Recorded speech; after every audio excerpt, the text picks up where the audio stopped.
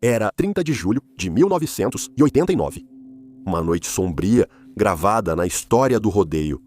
Lane Frost, um campeão de rodeio querido e destemido, estava prestes a enfrentar um desafio que testaria cada gota de coragem que ele desenvolveu ao longo de anos montando touros.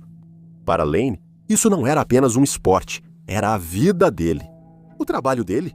Resistir a 8 segundos intensos nas costas de uma fera criada para arremessá-lo como um boneco de pano. A fera em questão não era um touro comum, pesando cerca de 700 quilos. Taking Care of Business era uma lenda feroz. Enorme, musculoso e impiedoso. Parece que 5 geladeiras correm em sua direção com chifres à frente. E naquela noite de chuva, com o chão escorregadio, com nuvens de tempestade rugindo acima e a arena se transformando em lama, as chances estavam mais contra do que nunca. Mas Lane, com sua calma típica e uma pegada de ferro na corda de montaria, não se abalou. Ele subiu, músculos tensos, maxilar travado. A porteira se abriu. O touro explodiu em caos.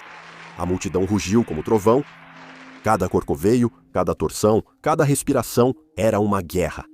E para Lane, só posso imaginar que aqueles 8 segundos pareceram mais 8 horas. Ele não sabia que aquela montaria seria a última, nem que mudaria o esporte para sempre. Não é só a história de uma montaria lendária. É a história de um homem que se tornou um ícone e do touro que se tornou infame. Hoje, eu exploro a história trágica e eletrizante do touro que matou Lane Frost. Bem-vindo ao Extreme. Lane nasceu em 12 de outubro de 1963 em La Junta, Colorado, que na verdade fica a apenas 3 horas de onde eu moro. Seu pai, Clyde, era um corajoso e habilidoso cowboy de rodeio em 3 modalidades.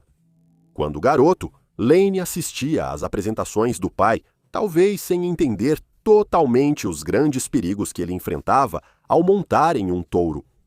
Essa exposição precoce à coragem e habilidade do pai pode ter despertado nele o desejo de seguir o mesmo caminho.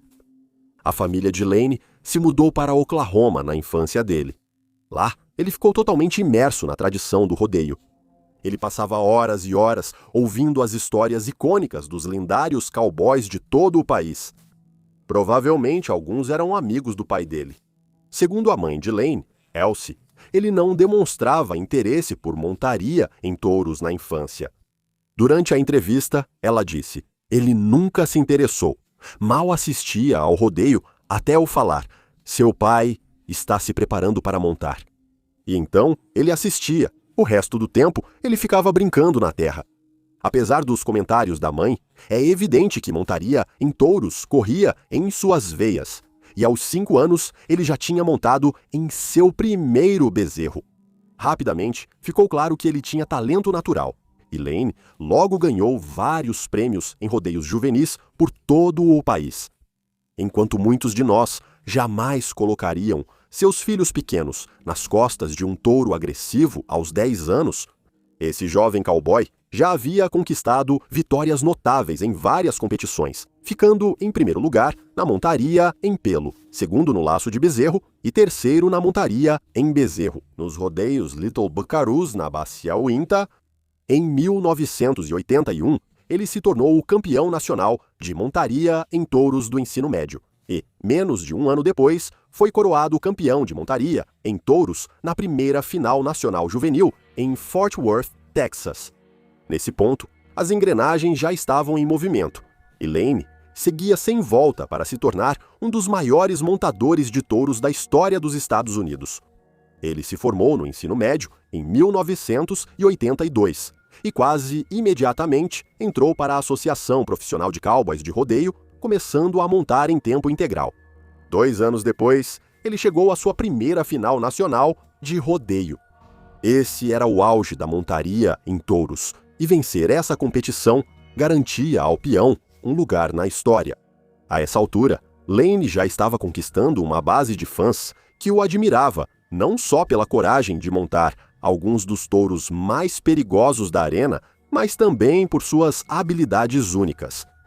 As multidões lotavam a arena e ficavam maravilhadas enquanto ele conseguia pontuar touro após touro. Era realmente uma arte em movimento, e seus fãs não podiam deixar de admirar seu talento.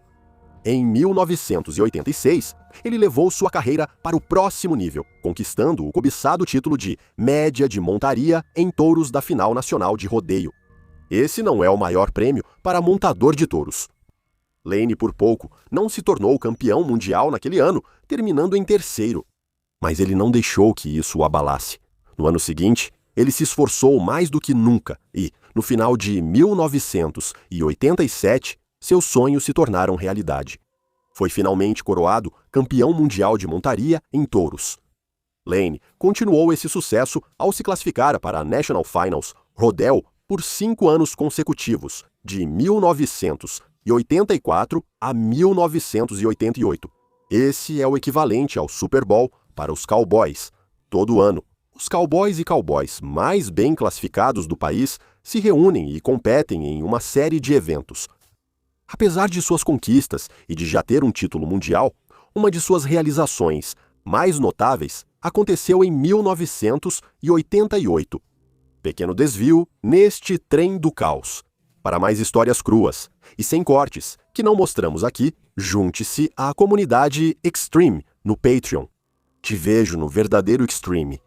Em 1988, Lane participou de um evento conhecido como o Desafio dos Campeões.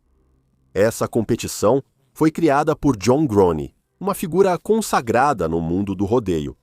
Ele planejou colocar Lane contra um dos animais mais infames que já entrou em uma arena, seu próprio touro, Red Rock.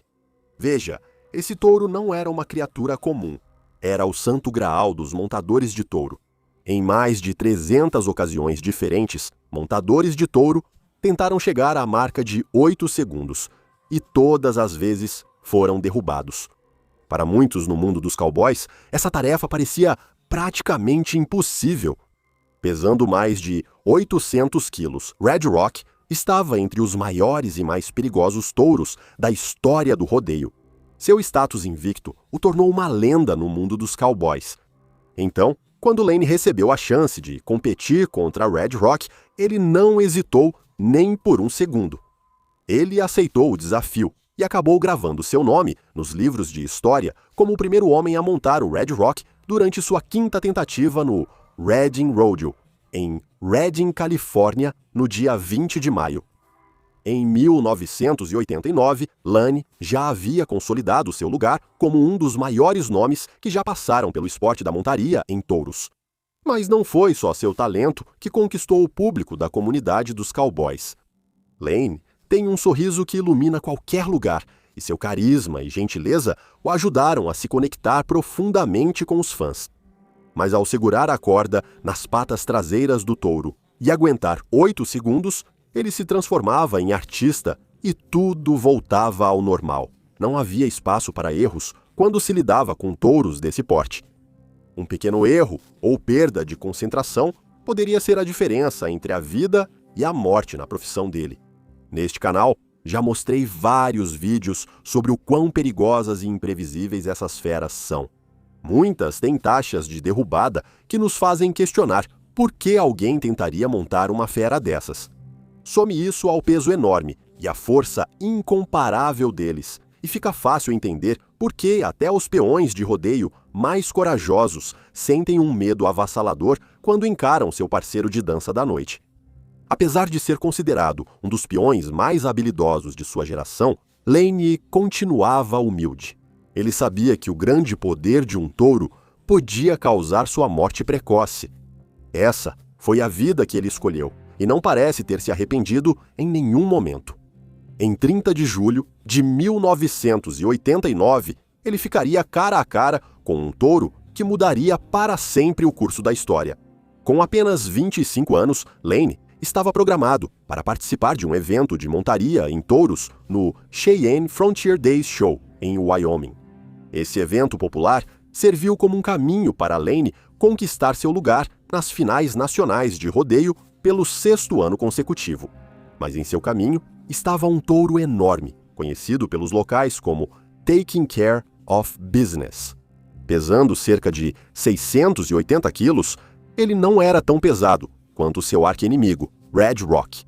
Enquanto alguns touros eram temidos e lembrados pelos peões por sua natureza imprevisível ou até mesmo por seu puro atletismo, Taking Care of Business marcou seu nome na história do rodeio por um motivo totalmente diferente.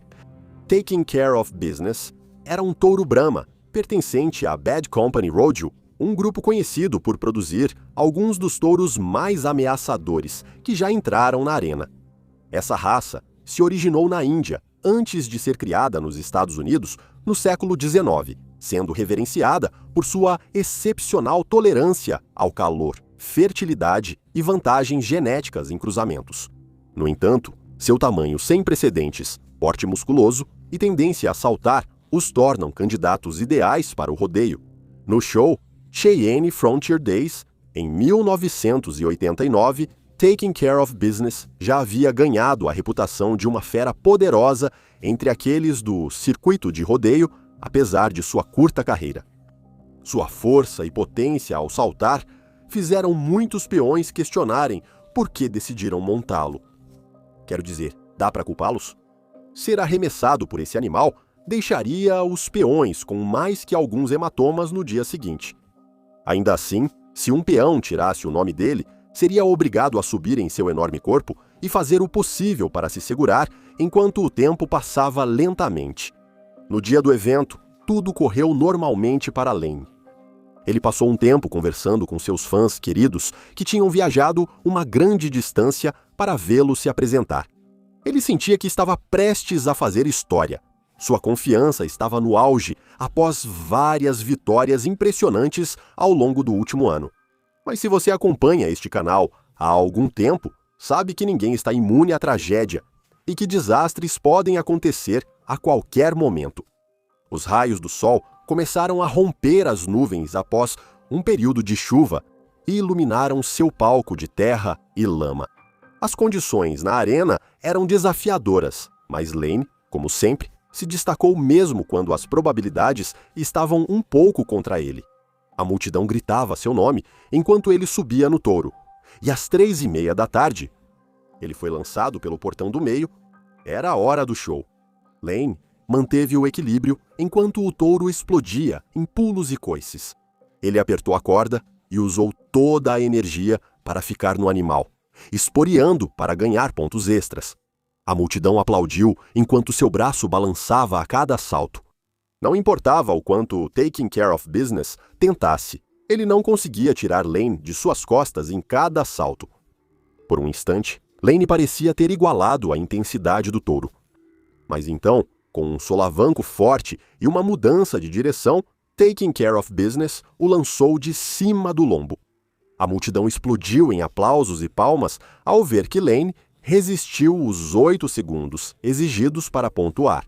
Mas quase imediatamente, eles começaram a perceber que algo estava errado. O pulso de Lane ficou preso na corda e ele caiu de maneira estranha, ficando diretamente na linha de visão do touro. Antes que pudesse piscar, Taking Care of Business avançou e o atacou violentamente enquanto ele se encolhia no chão. O touro esmagou sua cabeça e corpo com todo o peso. Então, com um impulso poderoso, o touro cravou seu enorme chifre na lateral do corpo dele. A multidão ofegou e ficou em silêncio ao ver seu herói deitado no meio da arena. Em poucos instantes, Lane conseguiu se levantar, mas o dano já estava feito. Ele sentia muita dor e dificuldade para respirar. Ele acenou desesperado para Tuff Headman na lateral pedindo ajuda. Imagens horríveis do evento mostram então Lane dando alguns passos em direção às pessoas que corriam para ajudá-lo antes de desabar de rosto no chão. Profissionais médicos correram para ajudá-lo. Eles tentaram de tudo para obter uma resposta do peão, mas rapidamente ficou claro que não havia nada que pudessem fazer. O silêncio tomou conta da arena, enquanto a multidão assistia ao corpo sem vida de Lane ser levado pelos serviços de emergência. Quando ele chegou ao Hospital Memorial, por volta das 16 horas, ele foi declarado morto. O Dr. Skip Ross foi um dos primeiros socorristas e depois comentou os acontecimentos daquele dia. Ele achava que o impacto dos chifres do touro quebrou várias costelas de Lane, e uma delas pode ter perfurado uma artéria principal ou o coração, causando grave hemorragia interna. Taking Care of Business tinha acabado de tirar a vida de um dos maiores montadores de touro da história do esporte, e pelo resto de sua carreira carregou o estigma de ser o touro que matou Lane Frost. Quando as pessoas chegaram à arena para assistir Lane Frost competir naquela noite, ninguém sequer imaginava que seria a última vez que veriam Lane montado em um touro. A notícia da morte do jovem de 25 anos se espalhou como fogo em palha. Muitos não conseguiam acreditar, enquanto outros na comunidade dos cowboys ficaram em estado de choque. Como um dos melhores montadores de touro pôde morrer assim? Como Flint Rasmussen, um icônico palhaço de rodeio da PBR, disse: um cara como aquele, um campeão mundial que todo mundo sabia que era exatamente isso para nós, algo tão intocável, algo inimaginável. Desde então, os montadores entravam no brete cientes da perigosa força oculta, sob o que parecia só mais um pulo padrão do touro. Para muitos, a realidade do ocorrido caiu como uma ficha, e montadores profissionais tiveram que aceitar que a morte poderia atingi-los a qualquer momento na arena. A morte de Lane lançou uma sombra sobre a comunidade do rodeio, e muitos começaram a fazer perguntas. Será que o esporte realmente se importava mais com o entretenimento do que com seus próprios competidores? Sua morte trágica alertou muitos e mostrou duas coisas à comunidade da montaria em touros: que o sucesso na montaria em touros não está realmente confirmado, até que tanto o competidor quanto o touro saiam em segurança, e que até mesmo os melhores podem cair num piscar de olhos. No entanto, a perda horrível que abalou a comunidade do rodeio em seu âmago também levou a uma grande revolução na segurança. De repente, ficou claro que a linha entre uma montaria emocionante e uma tragédia fatal era fina demais, e talvez, só talvez, fosse hora do esporte fazer algo a mais para proteger seus atletas. O incidente evidenciou a necessidade de mais segurança, como coletes, capacetes e outros equipamentos para os competidores. Como Rasmussen disse depois: hoje, com minha experiência e vendo o que os montadores de touro usam, acredito que ele não teria se machucado. Cody Lambert, amigo de Lane e montador de touros, foi fundamental no movimento pela segurança. Quase 3 anos após sua morte, Cody ajudou a projetar e lançar o primeiro colete protetor voltado para proteger os montadores contra perfurações e traumas contundentes. A ideia para o colete veio dos usados por seu irmão mais novo, um jockey que montava cavalos de corrida. Lambert modificou um colete de jockey para ser usado por cima da roupa dos montadores. Era flexível, fácil de remover e tinha um visual western que combinava bem com o cenário do rodeio. Esse foi o início da revolução da segurança que mudaria para sempre o esporte da montaria em touros. Os montadores já estavam totalmente cientes dos graves perigos ao entrar na arena. James Burton Mooney é um dos muitos peões profissionais de rodeio que admitiram abertamente que devem tudo a Lane. Durante sua carreira, Mooney montou alguns dos touros mais bem classificados do esporte durante seus anos na PBR e fez história em 2016 ao se tornar o primeiro peão de touros a alcançar a marca de 7 milhões de dólares em ganhos na carreira. Lane era uma lenda para ele e, em uma entrevista, destacou a influência de Lane em sua carreira. Cresci vendo Lane Frost, foi assim que aprendi a montar em touros. Mooney também admitiu que a invenção de Cody salvou sua própria vida muitas vezes. É lamentável que mortes como a de Frost sejam necessárias para provocar mudanças e conquistas assim, mas isso faz parte do jogo. Mas o impacto da morte de Lane não se restringiu às medidas de segurança no esporte. Isso mudou drasticamente a forma como tanto os competidores quanto os fãs viam o rodeio como um todo. Vários peões passaram a encarar a montaria em touros com mais respeito e cautela. Nevada Newman, peão de touros de Melston, Montana, disse: "Isso mostra que é um esporte perigoso e pode ser fatal. Isso também aumentou nosso respeito pelo esporte." Da mesma forma, os fãs passaram a ver a montaria em touros com mais compreensão dos riscos, adotando uma postura mais respeitosa e de apoio ao esporte. A influência de Lane Frost ainda é evidente na montaria em touros atual. Seu legado continua a inspirar os competidores, que buscam inspiração em seu talento, personalidade e dedicação ao esporte. Nathan Shaper, competidor profissional de montaria em touros, afirmou: "Celebramos todos os dias por causa dele. Nós o admiramos todos os dias." Essa influência contínua serve como um lembrete da importância da segurança na montaria, em touros e da necessidade de honrar a memória de Lane, continuando a aprimorar as medidas de segurança no esporte. Obrigado por assistir. Até o próximo vídeo. Seja ousado e viva com coragem.